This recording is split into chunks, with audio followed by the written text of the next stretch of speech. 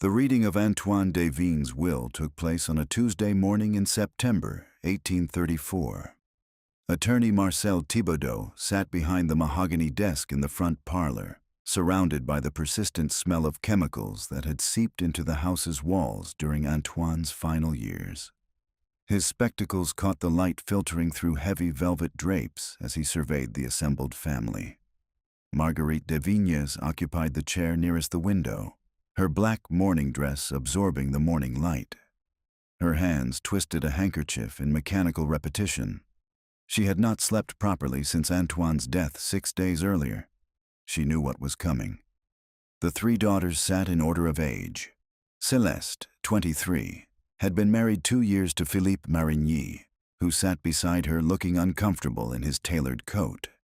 Violette, 19, resembled her father most strongly, with lighter hair and sharp eyes that missed nothing.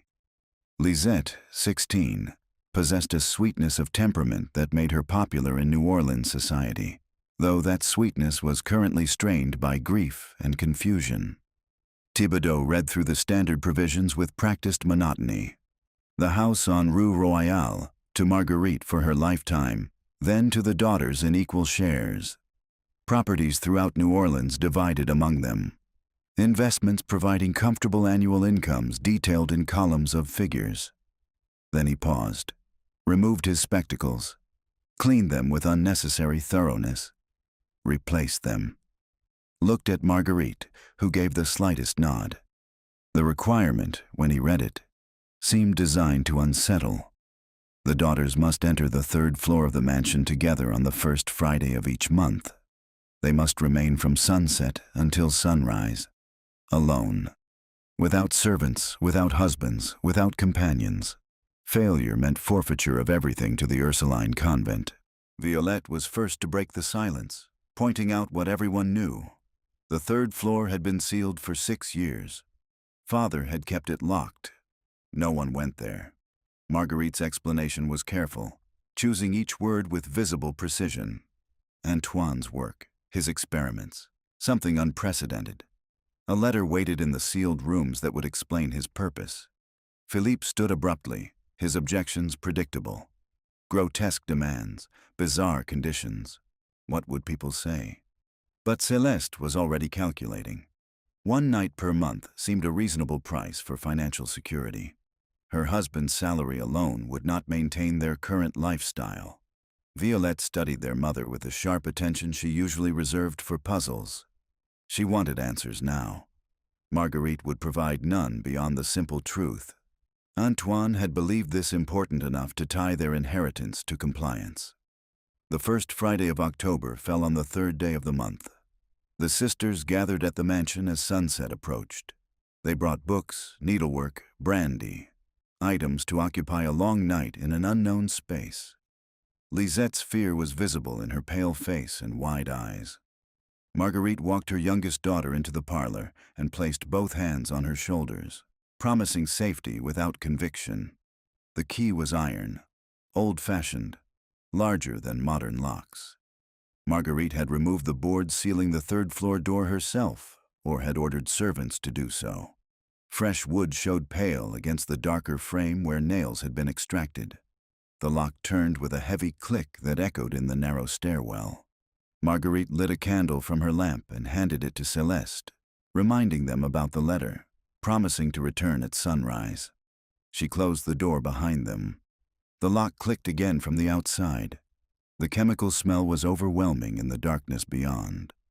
Celeste's hands shook as she lit the oil lamp on the entrance hall table. Warm light pushed back shadows, revealing a room that had been recently cleaned but still bore marks of 3 years' disuse. Stale air, cobwebs in corners, dust that had settled into every crevice despite someone's recent efforts to sweep. The envelope lay waiting, sealed with red wax and Antoine's signet ring. Celeste broke it open and began reading aloud to her sisters. Antoine's letter started with assurances of love and explanations of necessity. Then came the confession that transformed everything. He had devoted 8 years to photography, yes, but his experiments had gone far beyond conventional daguerreotypes. He had wondered if a sufficiently refined process might capture not just visual appearance, but consciousness itself. The soul, though he hesitated to use theological terms for what might be entirely material. The photographic plates in the next room contained people, not images, the people themselves. That aspect which thinks, feels, experiences existence, aware, perceiving their surroundings, unable to move or speak, suspended in consciousness, impossible, but real. He had used it 47 times. Wealthy clients had paid enormous sums for this preservation, to capture their consciousness in silver and glass before death claimed them. They had signed contracts. They understood the implications. They chose this over ordinary death. But Antoine had been wrong to offer it. The preserved subjects did not exist in peaceful suspension. They were aware of time passing, conscious of their imprisonment. He had developed methods to verify this, though he would not detail them in the letter. What he learned had filled him with profound remorse.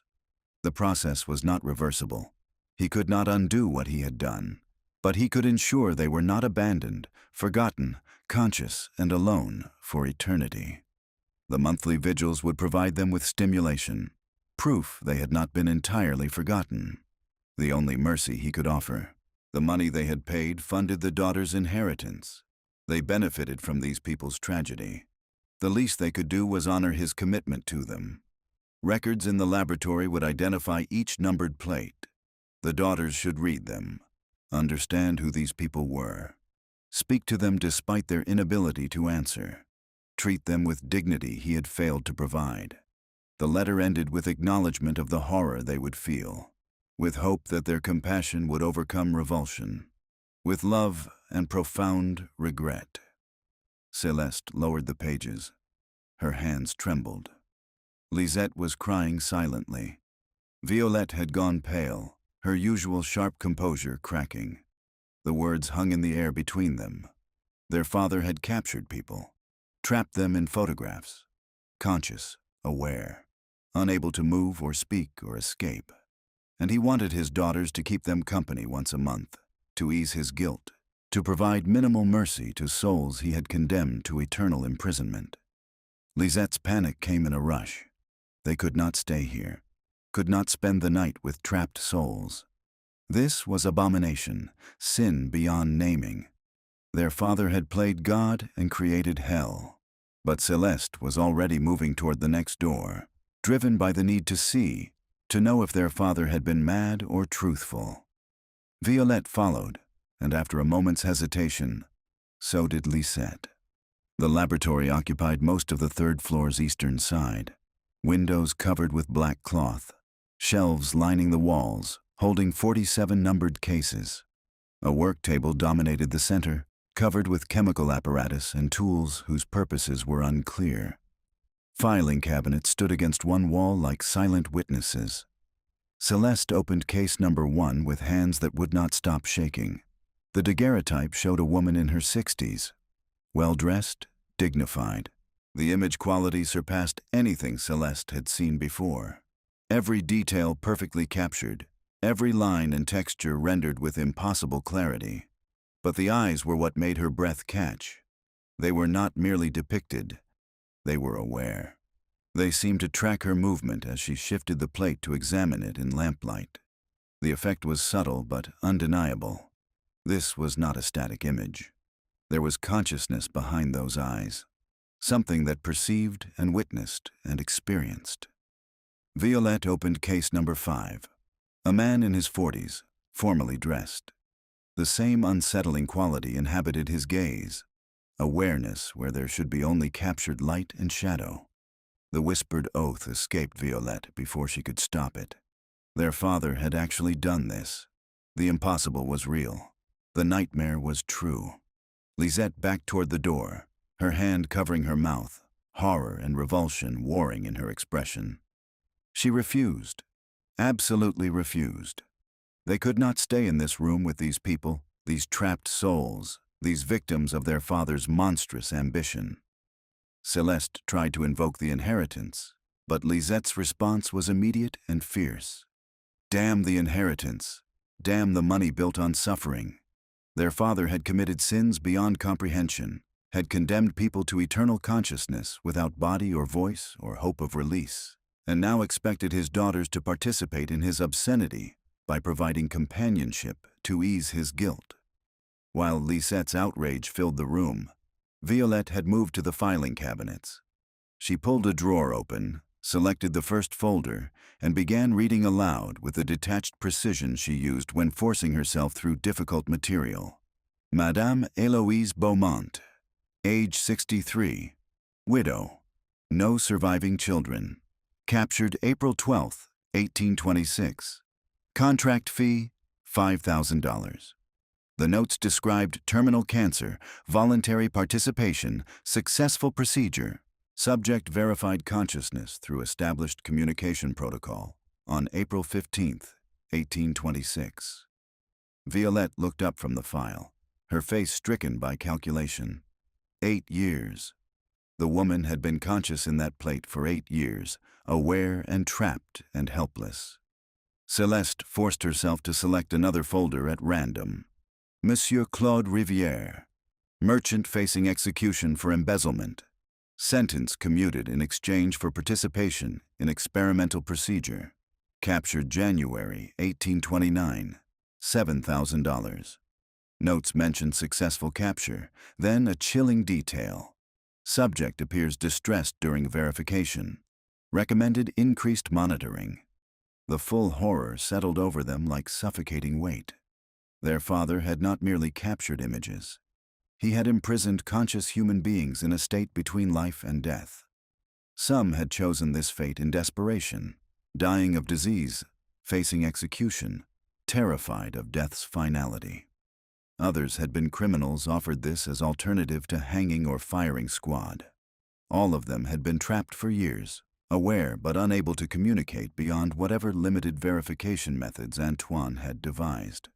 And the money from these transactions had funded the Devine family's rise in New Orleans society. Their comfortable home, their fine clothes, their social standing, all built on a foundation of calculated cruelty disguised as innovation. Celeste moved through the room with mechanical determination. She opened each case, forced herself to look at every face, witnessed the awareness in every pair of eyes. 47 people. Men and women, young and old, wealthy clients and desperate criminals, all conscious, all perceiving her presence, all silently pleading or accusing or simply existing in their prisons of silver and glass.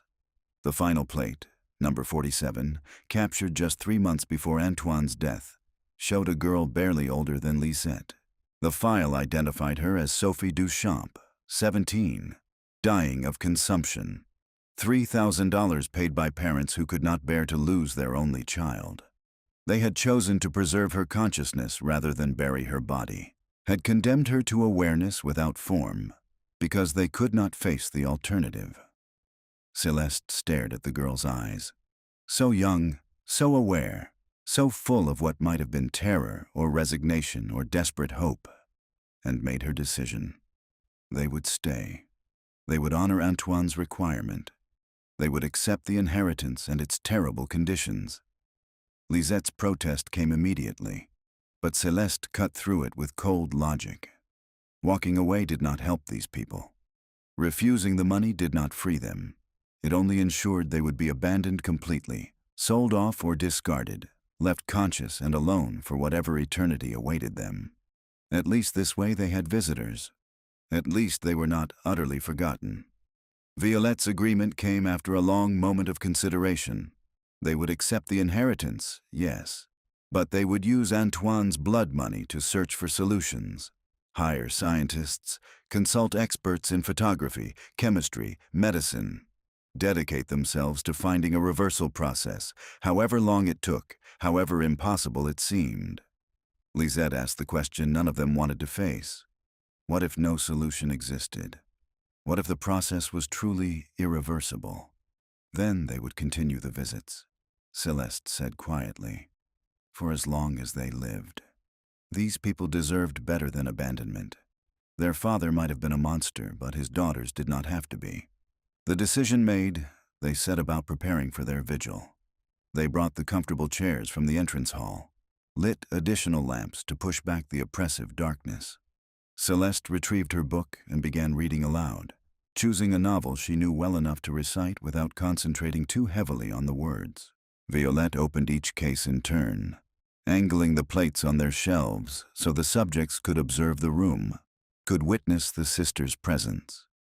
The arrangement was macabre, an audience of the damned watching a performance they had never requested.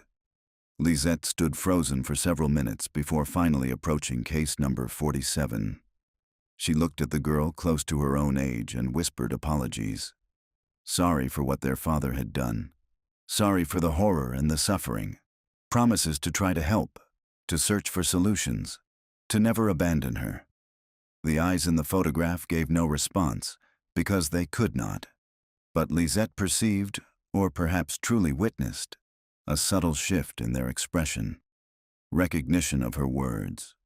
Desperate gratitude for simple acknowledgement of the wrong that had been done. Through the long night they maintained their vigil, reading aloud, speaking about their lives, their hopes, their fears, treating the imprisoned consciousnesses as guests who could hear but not respond. Awkward and painful and deeply disturbing, but also, in some small way, merciful. When dawn light began penetrating the edges of the covered windows, they heard the lock turn. Marguerite had returned to release them. They descended in silence. Their mother waited in the entrance hall, her face showing the strain of her own sleepless night and the weight of knowledge she had carried alone for years. The single word, saw, was all Marguerite needed to say. Celeste confirmed it with equal brevity. They had seen, they understood, and they would continue, would honor the requirement, but would also search for solutions. Marguerite's response carried the weariness of attempted hope. Antoine had tried for 2 years after realizing what he had created. Consulted chemists, physicists, even spiritualists. No one had been able to help him reverse what he had done. Violette's determination cut through the despair.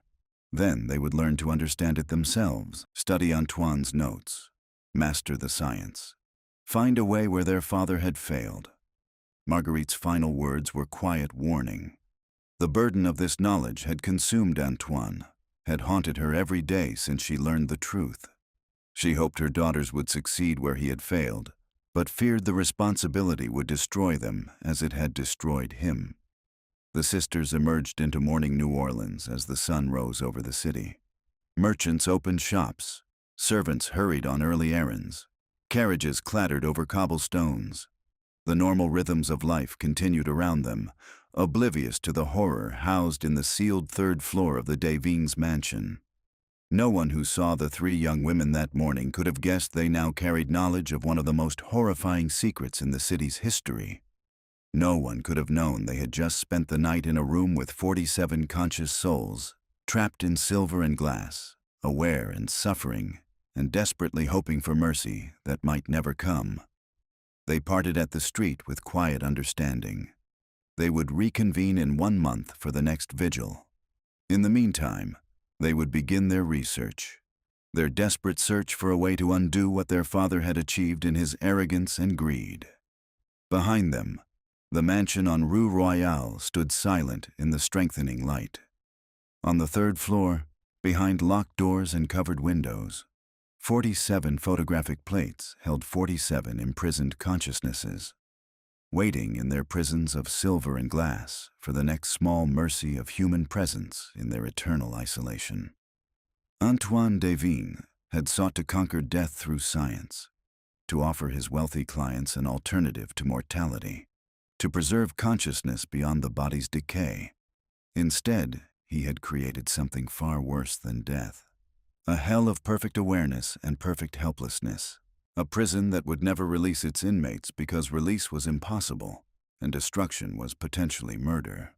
And now his daughters would spend their lives attempting to repair the damage he had caused, knowing they might never succeed, understanding that the inheritance they had accepted was not money or property, but guilt and responsibility, and the terrible knowledge that sometimes the worst monsters wear the faces of the people we love.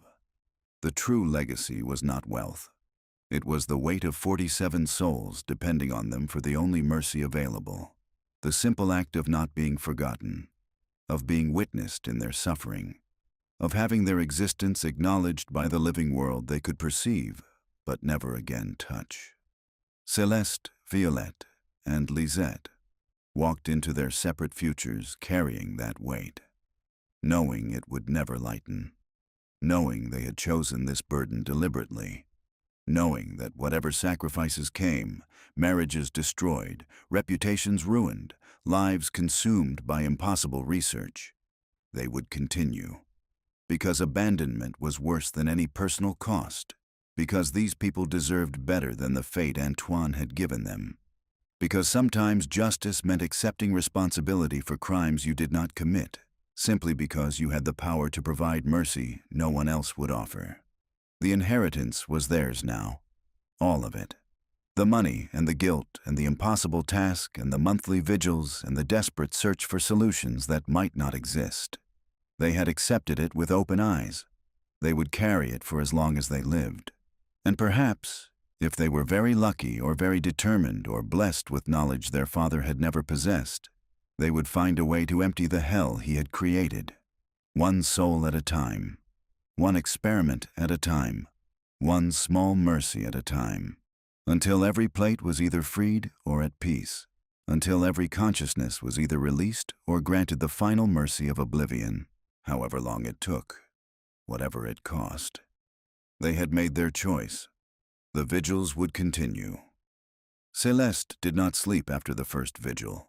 She returned to her home on Chartres Street in the pre-dawn darkness, removed her dress while Philippe slept, and lay rigid in bed watching shadows move across the ceiling. Every time she closed her eyes, she saw 47 pairs of aware eyes staring back at her from their prisons of silver and glass. Philippe woke at his usual hour and dressed for the bank without speaking. The argument before her first visit had created a coldness between them that neither knew how to bridge. He left. Celeste rose, dismissed the servants for the day, and retrieved the documents she had stolen from her father's laboratory. She had not told her sisters about the theft. While they maintained their vigil, while Violette read files and Lisette whispered apologies to the trapped girl, Celeste had systematically searched Antoine's desk in the corner of the laboratory. She had found a smaller journal, separate from the main record books. Private notes written in a mixture of French, English, and chemical notation that made it nearly incomprehensible. She spread the pages across her dining table and began to read. The early entries dated from 1823, 3 years before the first successful capture. Standard photography experiments. Attempts to reduce exposure times and improve image clarity. Then, in March 1823, an observation that changed everything. A subject named Madame Broussard had reported feeling pulled toward the camera during exposure, disorientation lasting several minutes afterward. Antoine had dismissed it as nervousness, but the resulting image possessed unprecedented quality. Her eyes in the photograph seemed almost alive, almost aware, almost looking out from within the silver. More experiments followed through 1823 and 1824. Different chemical combinations, varying exposure times, adjustments to the silver coating process. Antoine began questioning subjects about their experiences during long exposures. Some reported nothing unusual. Others described sensations of displacement, of being in two places simultaneously, of feeling their consciousness extend beyond their bodies. In August 1824, Antoine achieved his breakthrough. A new chemical compound, silver nitrate, mercury vapor, and something he called distilled essence of antimony. The exposure time was extreme. Subjects had to remain motionless for nearly 30 minutes. The first test subject was a dock worker willing to sit for small payment. When Antoine showed him the finished daguerreotype, the man became violently distressed. He claimed he could feel himself in the photograph, not merely see his image, but feel his consciousness partially trapped within the silver. Antoine had dismissed this as superstition. But that evening, examining the plate by lamplight, the eyes in the photograph moved, tracked his movement across the room. He tested it from different angles. Each time, the gaze followed him. The subject returned the next day, demanding the plate be destroyed. He claimed he could not sleep. He felt divided. Part of him remained trapped in Antoine's laboratory. Antoine paid him to leave and promised to dispose of the image. Instead, he had secured it in a locked case and continued his experiments. Celeste set down the journal with shaking hands. Her father had known from the beginning, had understood he was trapping people, dividing their consciousness, creating prisons of awareness. And he had continued anyway. The subsequent entries detailed his refinements with chilling precision. At 28 minutes exposure, only a fragment of consciousness transferred. The photograph became aware, but the subject retained their primary consciousness, tormented by the division, diminished, reporting they felt only partially present in their own body. At 45 minutes, approximately half the consciousness transferred. Subjects survived but remained permanently damaged. Speaking slowly, moving through water, living half-lives. At 90 minutes, the transfer was complete. The subject's body would collapse at exposure's end, breathing but unconscious. All higher brain functions ceased. A living corpse. And the photograph would contain their entire awareness, fully conscious, fully trapped, fully aware of their imprisonment. Antoine had conducted these experiments on paid volunteers who did not understand what they were agreeing to. Celeste found records of at least 15 partial captures between 1824 and 1826. Subjects who walked away diminished, their lives ruined. Their names were not recorded. They had been poor, desperate for money, disposable. Then, in April 1826, came the first complete capture, Madame Eloise Beaumont. But her capture had not been an experiment. It had been a commission. The woman had somehow learned of Antoine's work, had heard rumors, made inquiries, discovered what he had achieved. She offered $5,000, an extraordinary sum, to perform the process before cancer rendered her incapable of enduring the 90-minute exposure. She understood she would die. She understood her consciousness would be imprisoned. She chose this over slow decay, loss of dignity, pain consuming her from within. Antoine's entry questioned who he was to deny her this choice. She was of sound mind. She had no family. The money would allow him to expand his research, perhaps discover a reversal method. He told himself he was providing a service, offering an alternative to the horror of slow death. The procedure was completed. Madame Beaumont's body expired. Her photograph was extraordinary, unmistakably aware, unmistakably present. Antoine placed a mirror near her plate, hoping this would provide comfort. He had begun to wonder if he was a priest offering technological immortality, or a monster. He did not yet know which. Celeste read through the morning as the entries grew shorter, more clinical. More captures.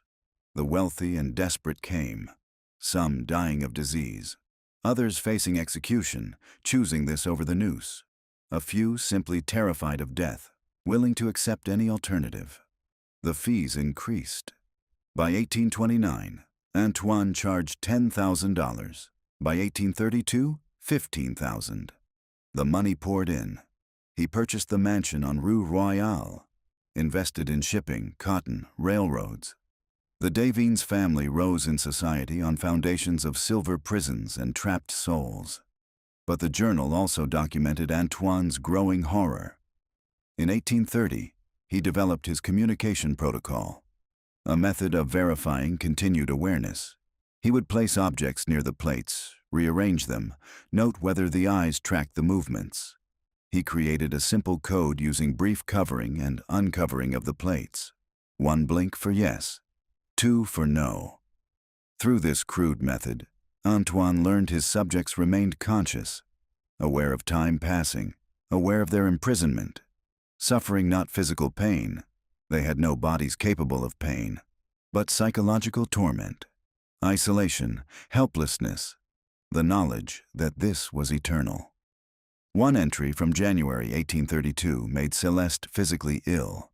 Antoine had asked subject number 7 if he wished to be destroyed, if ending his awareness would be preferable to continued imprisonment.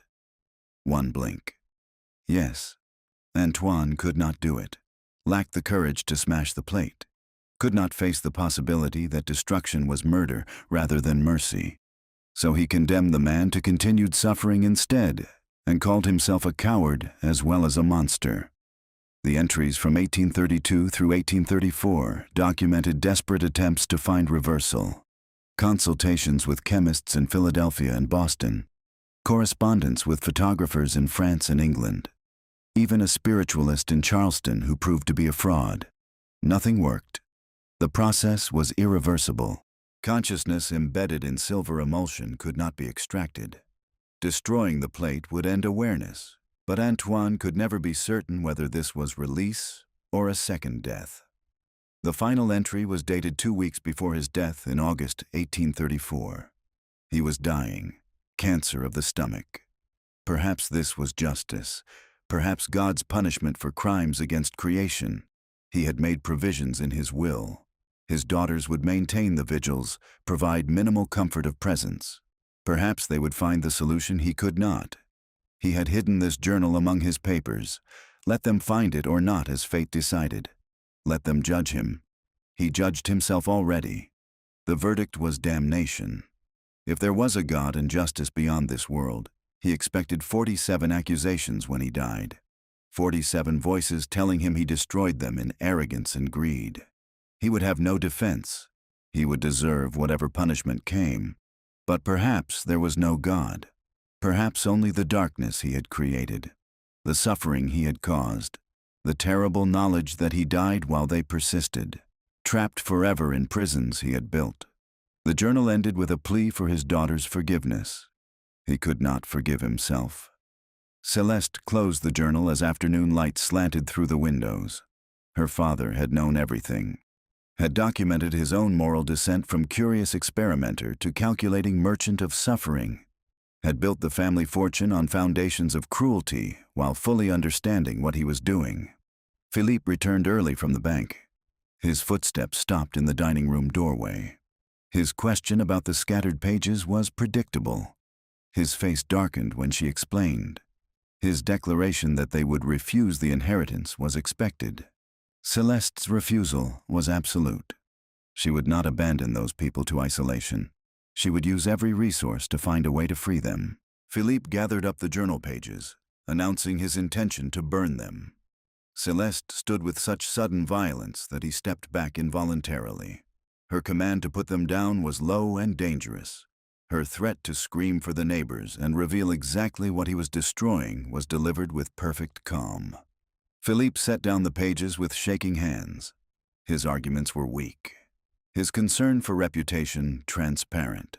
His lack of comprehension complete. Celeste explained in simple terms. The pages were evidence. They documented crimes, yes, but also research. They might contain the key to reversal, and he wanted to burn them to protect his social standing. Philippe's final attempt to assert authority failed completely.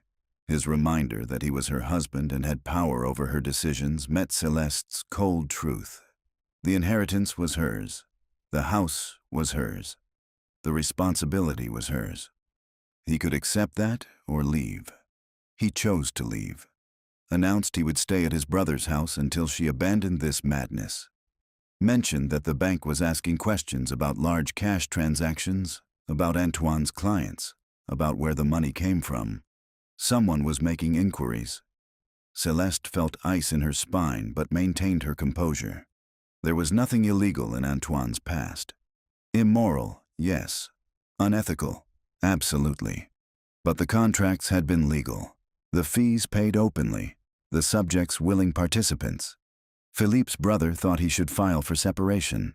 A wife who defied her husband so completely was grounds for legal action. Celeste's response was simple. Then file. Free them both. Philippe left. Celeste stood alone in the bedroom they had shared for 2 years and felt nothing except relief. She had threatened her marriage. possibly destroyed it, over her father's research and the fate of strangers trapped in silver. She should have felt devastated. Instead, she felt lighter than she had in months. She found Violette that evening in her apartment in the American Quarter. Her sister took one look at her face and stepped aside without questions. They sat at Violette's dining table. Celeste produced copied pages. She had spent the afternoon transcribing the most important entries, unwilling to risk the original outside her locked desk. Violette read in silence, her face growing paler with each page. 15 partial captures, 15 people who survived diminished, consciousness divided, lives destroyed. Names not recorded because they were poor, because they did not matter. And the 47 complete captures, Antoine had known they were suffering, had verified it, had documented their desire to be destroyed, had continued taking commissions anyway because the money was too good, the temptation too strong. Violette poured whiskey. They drank in silence. Her question about Philippe was pragmatic. Celeste's answer, honest. She had told him the truth, that she would not abandon the inheritance or the responsibility. He had not been pleased. Violette's assessment of the situation was cold. A separated woman had little standing in society. Celeste would be dependent on the inheritance, which made refusing it impossible. Celeste's response was firm. She would not refuse it regardless. Violette's own research had taken her to the medical college library, extensive collections on chemistry and physiology. She thought perhaps Antoine's process could be understood through conventional science, but she lacked the education to comprehend most of what she read. Women were not permitted to study medicine or chemistry formally. She could read the texts, but could not truly understand them. Celeste proposed hiring experts, chemists, photographers, physicians. Show them Antoine's notes and commission them to study reversal. Violette's skepticism was immediate. Show them evidence of capturing human consciousness in photographs? They would either declare the sisters insane or attempt to steal the process for themselves. The solution required finding someone trustworthy, someone with scientific knowledge they lacked, but also discretion. Moral principles that would prevent exploitation. Violette mentioned Dr. Marcus Webb, young physician who lectured at the medical college. Reputation for innovative thinking. More importantly, vocal about ethical dimensions of medical practice. Had refused to participate in dissecting executed criminals, claiming it violated human dignity even after death. A man of principles or a man of squeamishness? Possibly both. They agreed to approach him carefully, present the problem as theoretical initially, gauge his reaction before revealing the full truth. Violette would arrange a meeting. She would claim they had questions about photographic chemistry and its effects on human physiology. Nothing specific yet. The question of how much truth to tell him when they met remained open. Celeste's answer was pragmatic. As much as necessary, as little as possible. Navigate carefully. Violette raised the question of Lisette, whether their youngest sister knew about Antoine's journal yet. Celeste had not told her, had wanted to speak with Violette first. Violette's assessment was blunt. Lisette would take it badly. She had idolized their father. Celeste's quiet response acknowledged the truth they all faced. They had all idolized Antoine. That was what made this so devastating. Not just discovering what he had done, but discovering they had never truly known him at all. 3 days later, Violette arranged a meeting with Dr. Marcus Webb at a coffee house near the medical college. The sisters arrived together, dressed conservatively, playing their assigned roles. Dr. Webb was younger than expected, perhaps 30. Dark hair and intelligent eyes that suggested both competence and curiosity. He greeted them with appropriate formality and waited for them to present their questions. The story they had rehearsed focused on their late father's proprietary photographic techniques, unusual methods that produced extraordinarily lifelike images. They had inherited equipment and notes written in technical language beyond their understanding. They hoped for help interpreting them, particularly regarding potential chemical hazards. Webb acknowledged he was a physician, not a chemist. though he had some knowledge of chemical processes in medical contexts. His question about their interest was reasonable. Surely they did not intend to continue their father's practice. Violette's explanation was smooth. Curiosity about principles, concern about hazards. Some of Antoine's compounds were exotic. They wanted to ensure proper disposal if dangerous, or preservation if valuable. Webb nodded and asked about specific compounds. Celeste produced a carefully selected page from Antoine's journal. It described the chemical mixture without revealing the consciousness capture effect. Silver nitrate solution at specific concentration, mercury vapor exposure, distilled essence of antimony, 90-minute exposure time, results noting unprecedented image clarity and depth, subject reporting brief disorientation post-exposure. Webb's interest was immediate. 90 minutes was extraordinarily long. Modern daguerreotypes required only seconds. And this distilled essence of antimony. He was unfamiliar with that compound.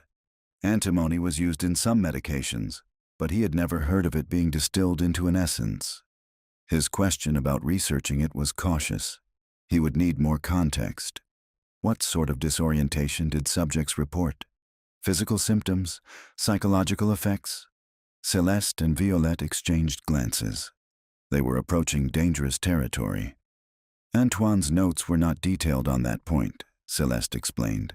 He mentioned disorientation, weakness, occasional reports of feeling divided or displaced. But he attributed this to the strain of remaining motionless for 90 minutes. Webb's expression shifted. Feeling divided was an unusual description, not a typical response to physical strain. It might be medically significant. When Violette asked if this was important, Webb explained possibilities. Psychological dissociation following traumatic experiences, a sense of separation from one's body. But he had never heard of it being induced by photographic exposure, unless the chemicals themselves had neurological effects. Celeste leaned forward. Could exposure to these chemicals alter consciousness or perception? Certainly, Webb confirmed. Mercury caused neurological damage with sufficient exposure.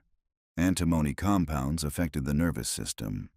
If Antoine's subjects were exposed to concentrated vapors during 90-minute sessions in enclosed spaces, the effects could be severe. This was not the answer Celeste wanted, but it was interesting. Perhaps the chemicals played a role in consciousness transfer. Perhaps understanding their neurological effects could provide clues to reversal.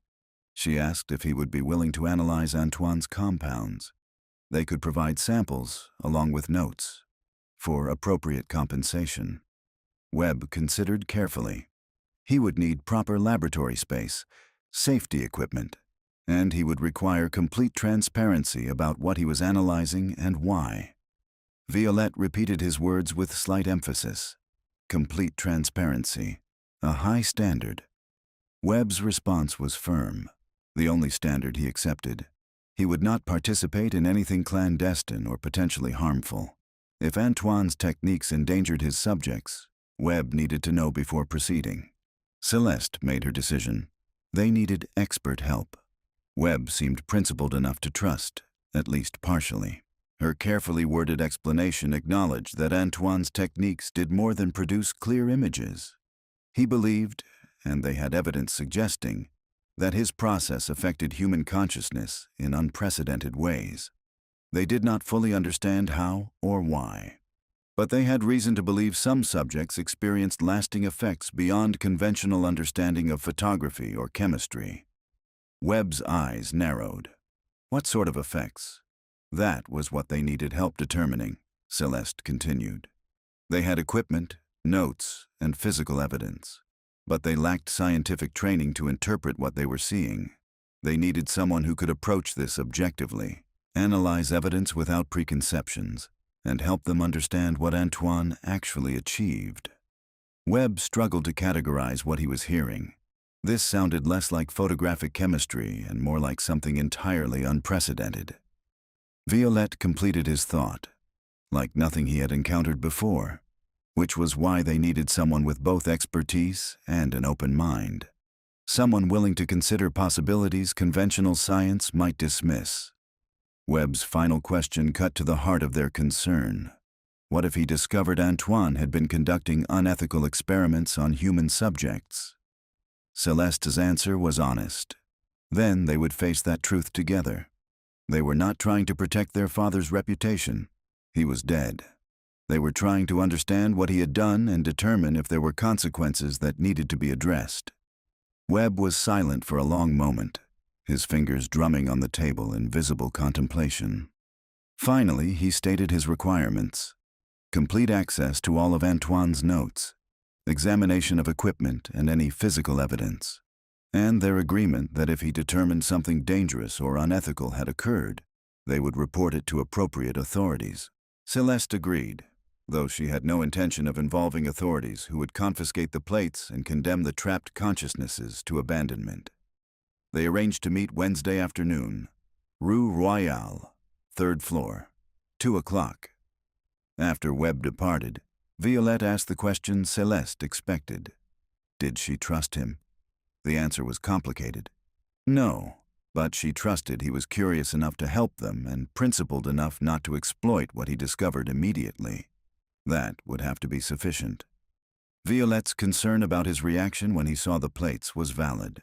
When he realized Antoine had actually captured human consciousness, his response could range from disbelief to horror to scientific fascination that might prove more dangerous than ignorance.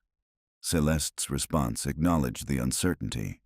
They would deal with his reaction when it came, one crisis at a time. That night, Philippe returned briefly to pack more belongings. His announcement that he would stay at his brother's house until Celeste abandoned her madness met with cold acknowledgement.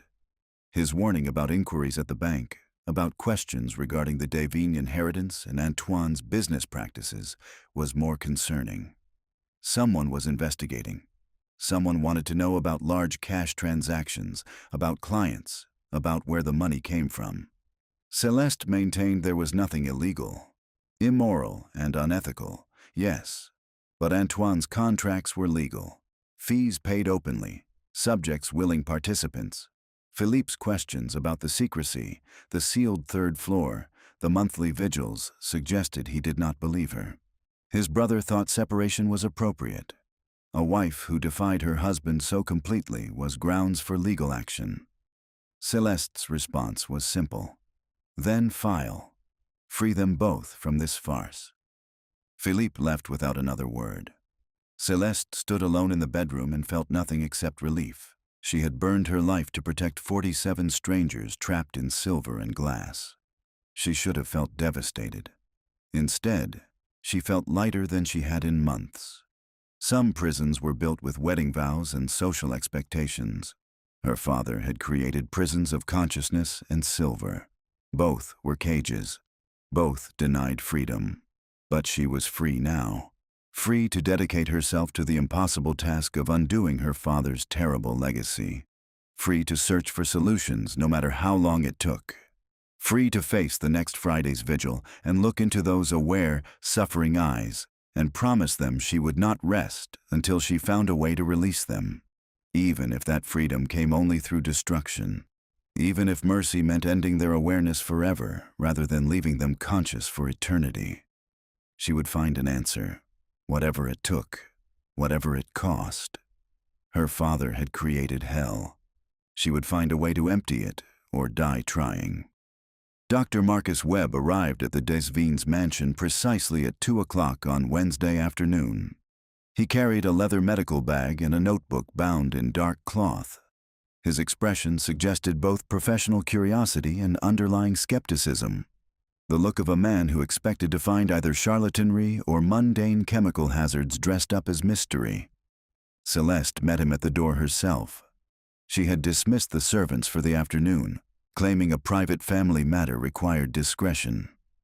Violette waited in the entrance hall, dressed in dark gray that made her look older than her 19 years. Lisette was absent. She had refused to participate in showing the plates to an outsider, had spent the previous night weeping and praying in her room, and this morning had gone to stay with their mother. The division among the sisters was growing.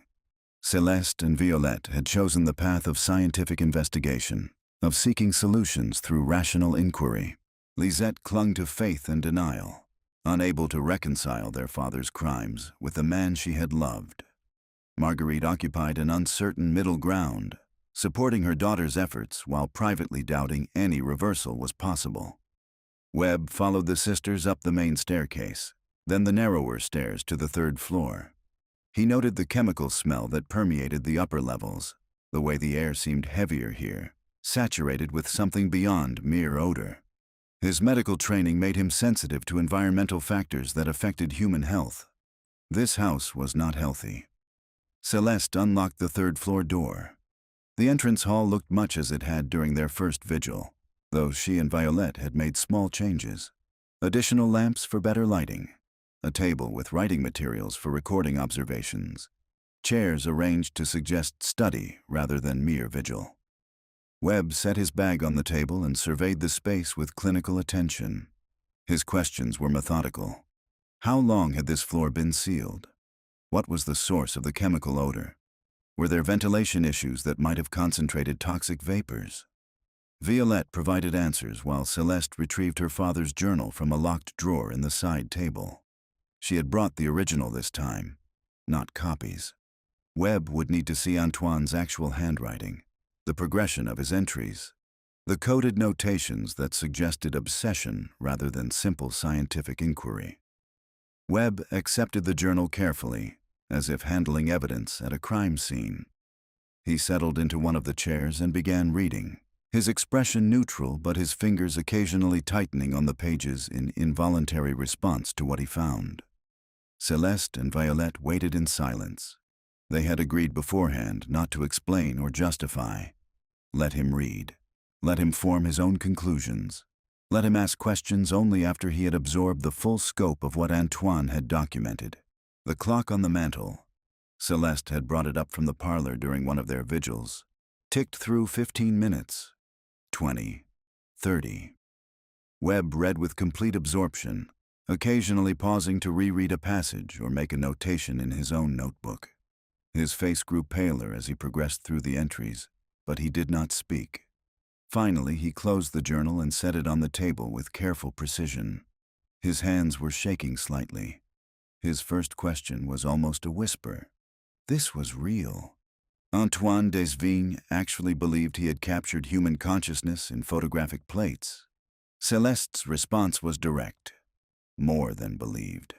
He had verified it through repeated testing. The journal documented his methods. Webb stood and paced to the window, his back to them, clearly struggling to process what he had read. His training as a physician warred with the impossibility of what the journal claimed. Consciousness was a function of the brain, of neural tissue and electrical impulses. It could not be transferred to silver emulsion. It could not exist without biological substrate. And yet Antoine's entries were too detailed, too methodical to be simple delusion. The chemical processes were described with precision. The progression of exposure times and their effects followed a logical pattern. The communication protocol showed systematic testing of a hypothesis. Either Antoine Desvignes had been a meticulous madman who constructed an elaborate fantasy with scientific trappings, or he had actually achieved something that violated every principle of biology and physics Webb had been taught. Violette's quiet statement cut through his internal debate. They had the plates, the physical evidence Antoine described. Webb could examine them himself and draw his own conclusions about whether consciousness resided in silver and glass. Webb turned from the window. His face showed the expression of a man standing at a precipice, knowing that stepping forward would change everything. His question was simple. Where? Celeste opened the door to the laboratory. Webb stood motionless in the doorway for nearly a minute, taking in the room. The shelves of numbered cases, the chemical apparatus on the work table, the covered windows that created perpetual twilight, the filing cabinets that presumably held the documentation Antoine had mentioned in his journal. He entered slowly, moving like a man in a dream or nightmare. His medical bag hung forgotten from his hand. His notebook remained closed. Celeste went to the shelves and carefully removed case number 1. She brought it to the work table where the lamplight was strongest and opened it with movements that had become ritualistic through repetition. The plate lay in its velvet-lined frame, the image of Madame Eloise Beaumont rendered in extraordinary detail. Webb approached the table and looked down at the daguerreotype. His initial expression was clinical, examining the image quality with a photographer's eye. The clarity was indeed remarkable. The gradations of tone, the fine details of fabric and skin texture, the almost three-dimensional quality of the rendering, all spoke to technical mastery. But then he shifted his position slightly, moving from one side of the table to the other to examine the plate from different angles, and he stopped breathing. The eyes in the photograph had moved, subtly, almost imperceptibly, but unmistakably. They had tracked his movement. Webb set down his medical bag with nerveless fingers. He leaned closer to the plate, his face inches from the glass protecting the silver surface. The woman in the photograph looked back at him, not the static gaze of a captured image, but the active attention of conscious observation. He straightened abruptly and stepped back from the table. His face had gone white. His breathing was rapid and shallow, the physiological response to shock that he would have recognized in a patient but could not control in himself. Celeste's question was gentle. Did he see it? The awareness? Webb could not speak. He nodded once, a jerky movement that suggested his body was operating on instinct, while his mind struggled to accept what his eyes had witnessed. Violette moved to the shelves and began opening cases. One after another, she revealed the plates and arranged them on the work table and nearby surfaces. Each one showed the same phenomenon: eyes that followed movement, gazes that shifted to track observers, awareness that could not be explained by tricks of light or observer bias. Webb moved from plate to plate like a man in trance. At each one he tested the effect, approached from different angles, changed his position, verified again and again that the eyes moved, that consciousness resided in these impossible prisons of silver and glass. At plate number 23, the merchant who had chosen this fate over execution for embezzlement, Webb finally spoke. His voice was hoarse. How long had this man been conscious in the plate? How many years trapped, aware, unable to move or speak or sleep or die? Violette checked the file. January 1829. Nearly 6 years. Webb closed his eyes. 6 years, over 2,000 days, 50,000 hours, every moment conscious, every second aware of imprisonment. No sleep, no rest, no diminishment of awareness through time. He opened his eyes and looked at Celeste with an expression she could not quite identify. Horror, yes, but also something else: fascination, the terrible excitement of a scientist confronting something entirely unprecedented. His questions came in a rush. What happened to the subjects' bodies after the consciousness transferred? How had Antoine verified awareness beyond the movement of the eyes? Were there variations in the level of consciousness between plates? Had any of the subjects shown signs of deteriorating awareness over time? Celeste directed him to the filing cabinets. Every plate had a corresponding file with Antoine's detailed observations, body disposition, verification methods, ongoing monitoring notes. Everything documented with the same meticulous attention that characterized the journal. Webb pulled files at random and read standing up, too agitated to sit. His medical training provided context for some of Antoine's observations. The bodies after complete consciousness transfer showed all signs of persistent vegetative state: breathing, heartbeat, basic autonomic functions, but no higher brain activity. They survived for varying lengths of time. Some died within hours of the procedure. Others lingered for days or weeks before organ failure claimed them. Antoine had paid for their burial or disposal, another expense recorded in his careful accounts. The verification methods went beyond simple eye tracking. Antoine had developed a crude but effective communication system using the covering and uncovering of plates to create intervals the subjects could perceive. He would ask yes or no questions and instruct them to blink by perceiving the pattern of light and darkness. 1 interval of light for yes, 2 for no.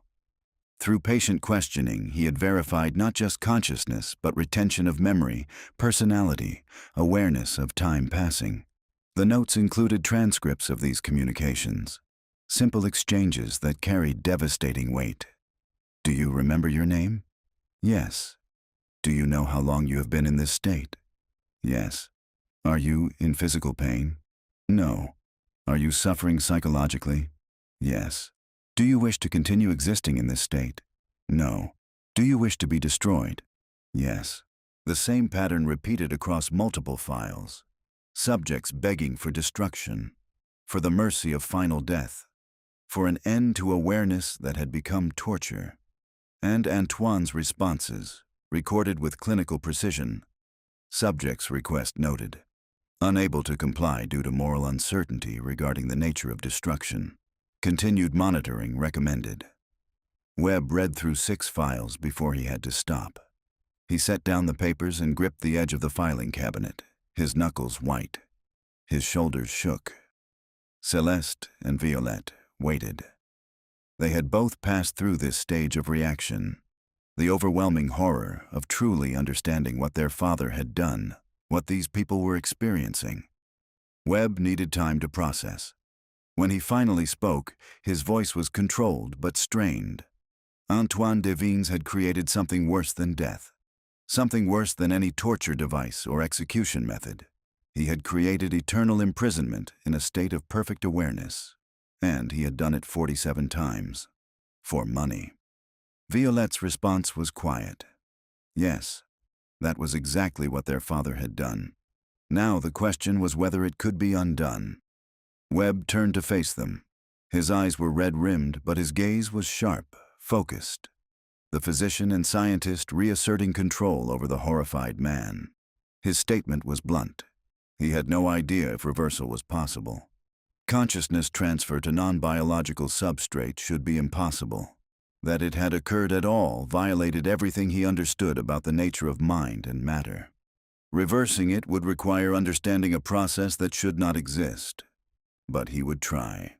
He would dedicate every resource at his disposal to finding a solution, because leaving these people in their current state was unconscionable.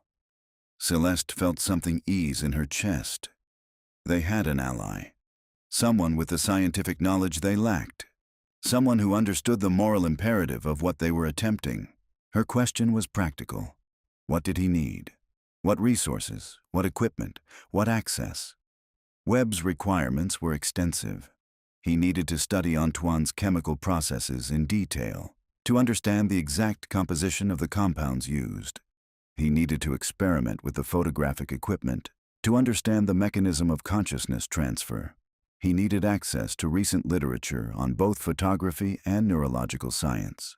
And he needed time, potentially years of research before any reversal attempt could be made.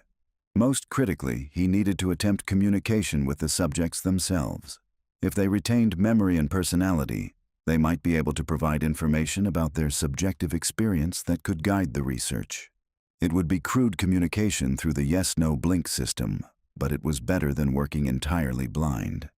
Violette pointed out the risk. Communicating with the subjects meant forcing them to engage with their imprisonment, to remain focused and aware when perhaps their only solace was whatever mental retreat they could achieve. Was it ethical to demand their participation in research that might ultimately fail? Webb's response was measured. They were already suffering. If there was any chance that their cooperation could lead to freedom, most would likely choose to participate. But they should be asked, not compelled. Each subject should be given the choice to engage with the research or be left in whatever peace they could find. The conversation turned to practical arrangements. Webb could use the third-floor laboratory as his research space. Celeste and Violette would provide funding for equipment and materials. They would maintain absolute secrecy. If word of this spread, they would face consequences ranging from social disgrace to potential criminal prosecution for concealing evidence of Antoine's unethical practices. Webb had one additional requirement. He wanted to communicate with one of the subjects now, immediately, before he left. He needed to verify for himself that the consciousness in the plates was genuine, was capable of rational response, was not simply some bizarre reflex or photochemical reaction that mimicked awareness. Celeste agreed. She asked which subject he wanted to question. Webb considered, then pointed to plate number 1, Madame Eloise Beaumont. She had been imprisoned longest. If consciousness degraded over time, she would show the greatest deterioration. If she could still communicate coherently after 8 years, that would verify the permanence of the effect. The communication protocol was simple, but required patience. Webb pulled a chair to the work table where Madame Beaumont's plate rested in its open case. Celeste positioned a lamp with an adjustable shade that could be opened and closed to create intervals of light and darkness the subject could perceive. Webb had copied the procedure from Antoine's notes. State the question clearly. Explain that 1 interval of light means yes, 2 means no. Wait for the response, watching the eyes carefully for any change that might indicate the subject's attempt to answer. The first question was foundational. Can you hear and understand me? Celeste opened the lampshade for a count of 3, then closed it. Darkness. She opened it again briefly. 1 interval of light. Then waited. The eyes in the photograph shifted minutely. A subtle change in the direction of gaze, moving from Webb's face to the lamp and back. The movement was small but deliberate. Webb marked it as affirmative response in his notebook. His hand shook slightly as he wrote. The second question built on the first. Are you Madame Heloise Beaumont? The procedure repeated. 1 interval of light. The eyes shifted. Affirmative. Third question. Do you remember the date when you underwent this procedure? 1 interval. Yes. Fourth question. Has your consciousness been continuous since that time? No periods of sleep or unconsciousness? 1 interval. Yes. 8 years of continuous awareness without rest or sleep, or even the temporary relief of unconsciousness. Webb had to pause and collect himself. He took several deep breaths before continuing. Fifth question. Are you experiencing psychological suffering in your current state? 1 interval. Yes. No hesitation in the response. Sixth question. Would you be willing to assist in research aimed at reversing this process, understanding that the research may ultimately fail? The interval before response was longer this time. The eyes in the photograph seemed to look directly at Webb with an intensity that made him flinch. Then the subtle shift. 1 interval. Yes. Webb set down his pen and sat back in the chair. He had just conducted a conversation with consciousness imprisoned in silver emulsion, had received rational, consistent responses from a mind that had no brain, no neural tissue, no biological substrate of any kind, had verified that impossibility was not just possible, but reproducible across 47 individual cases. Everything he had been taught about the nature of consciousness was wrong, or at least incomplete. Mind was not solely a product of matter. It could exist independent of biological form, could be transferred through processes that combined chemistry and light and something else, something Antoine had stumbled upon in his experiments but had not fully understood. The implications were staggering. If consciousness could be captured and stored, could it also be duplicated, transferred between substrates, extended beyond biological lifespans through technological means? Antoine had opened a door that led to philosophical and ethical questions humanity was not prepared to answer. But before exploring those questions, the immediate moral imperative was clear. 47 people were suffering in imprisonment they had not deserved, regardless of whether they had initially consented. They needed to be freed. And if freedom was impossible, they needed to be granted the mercy of final death. Webb turned to Celeste and Violette. His expression was grim but determined. He would begin research immediately, would need several days to review all of Antoine's notes and familiarize himself with the equipment, would need to order specialized chemicals and photographic supplies from suppliers in Boston and Philadelphia, would need to construct a theoretical framework for understanding consciousness transfer before he could begin developing reversal hypotheses. It would take time, months at minimum, possibly years, and there was no guarantee of success, but he would try. would dedicate himself to this completely, because walking away from 47 suffering souls was not something he could do and still call himself a physician. Celeste asked about his practice, his other professional obligations. Could he afford to devote the necessary time to this research? Webb's response was pragmatic. His practice was small, recently established. He had few patients and flexible hours. He could arrange his schedule to spend afternoons and evenings here. Would need to maintain some public presence to avoid suspicion, but could dedicate the majority of his time to the laboratory. The compensation Celeste offered was generous, more than his medical practice currently earned, enough to make the research sustainable financially. Webb accepted without negotiation. The money was not his primary motivation. The unprecedented scientific challenge was, and perhaps, though he did not say this aloud, the chance to be the physician who accomplished what should be impossible, who freed prisoners from a jail that violated the laws of nature, who reversed a process that had trapped consciousness in silver and glass. Ambition and altruism were not mutually exclusive. Webb wanted to help these people, but he also wanted to be the man who solved the most extraordinary medical puzzle in human history. Celeste recognized the ambition in his eyes. It concerned her slightly. Ambition had driven Antoine to offer his process to paying clients when he should have destroyed his equipment and notes. But ambition paired with genuine horror at the suffering might be exactly what they needed. Someone who would persist through failures and setbacks because the goal was worth the obsession. They agreed to meet again Friday morning. Webb would spend Thursday reviewing Antoine's notes in detail and making lists of required materials. Celeste and Violette would continue their monthly vigils, would maintain the routine of presence that provided the minimal comfort Antoine had promised. As Webb prepared to leave, he turned back at the laboratory door. One final question. Did they know what would happen if the plates were destroyed? Would destruction release the consciousness or simply kill it again? Violette answered. They did not know. Antoine had never tested it, had never had the courage to find out if destruction was mercy or murder. Webb nodded slowly. Then that would be the first question his research needed to answer.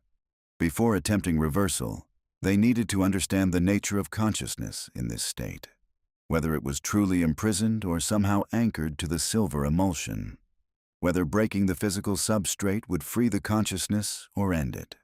Because if destruction meant release, the moral calculation changed. Continuing to preserve plates that held suffering consciousnesses became cruelty rather than mercy. Smashing the plates became the fastest path to freedom, however final. But if destruction simply killed them again, more permanently, then reversal remained the only ethical option, the only way to free them without committing mass murder. It was a question that haunted all of them. Webb would approach it scientifically, through experiment and observation, but the weight of 47 lives hung on getting the answer right. He left as the afternoon sun began its descent toward evening. Celeste and Violette remained in the laboratory, surrounded by opened cases and aware gazes. The weight of responsibility felt heavier than ever. They had an ally now, a trained physician and scientist dedicated to finding solutions, but they also had new knowledge that made everything more complicated. The subjects were not just aware, they were suffering, had been suffering for years, and wanted to die. Preserving them might be prolonging torture, but destroying them might be murder. And somewhere between those impossible alternatives, they needed to find a path that led to freedom without becoming complicit in further cruelty. That night, Celeste attended her second vigil alone. Violette had taken ill, or claimed to have taken ill, and sent word she could not make the Friday obligation. Lisette remained at their mother's house, refusing to return until Celeste abandoned what she called unholy investigations. So Celeste sat in the laboratory from sunset until dawn, surrounded by 47 opened cases, reading aloud from novels and poetry, speaking to the imprisoned consciousnesses as if they were guests at a strange, silent gathering. She told them about Dr. Webb, about his horror at discovering their suffering, about his commitment to finding reversal, about the research that would begin in earnest next week. She could not know if they understood, could not know if her words provided comfort or only reminded them of the years that might pass before freedom came, if it came at all. But she spoke anyway, because silence felt like abandonment, and abandonment was the one cruelty she could absolutely prevent. As dawn approached, she asked them a question using the lamp and the communication protocol Antoine had developed. Not to any specific plate, but to all of them collectively. Do you want us to continue searching for reversal? Or would you prefer we simply destroy the plates and end your suffering now? She opened the lampshade and waited, watching 47 pairs of eyes for any response. What came back was not unanimous. Some eyes shifted in the pattern that meant yes, continue searching. Others gave the two-interval response that meant no, end it now. Still others seemed to show no change at all, as if the subjects had retreated too far into internal darkness to engage with the question. Celeste recorded the responses in her notebook. Approximately 2/3 voted to continue existing, to wait for possible reversal. 1/3 preferred destruction and final death. The remainder were uncertain or unresponsive. The division made the decision harder, not easier. They could not honor both preferences, could not destroy some plates and preserve others when they did not yet understand the mechanism of either preservation or destruction. They would have to choose, and live with the consequences of that choice. As Marguerite unlocked the door at sunrise, Celeste made her decision. They would pursue reversal, would dedicate every resource to finding a solution, would work for years if necessary. But if they ultimately failed, if Webb's research proved that reversal was impossible, then they would grant the mercy the subjects begged for, would destroy the plates and end the suffering, even if it meant ending consciousness forever. Better a final death than eternal imprisonment. Better to risk murder than guarantee torture. Her father had created hell. She would empty it, one way or another. Even if the only key to the cell was destruction. Even if mercy meant becoming a killer 47 times over. She descended the stairs as the sun rose over New Orleans, carrying the weight of that decision like stones in her pockets. The inheritance was not money. It was blood and responsibility, and the terrible knowledge that sometimes there are no good choices, only less horrible ones.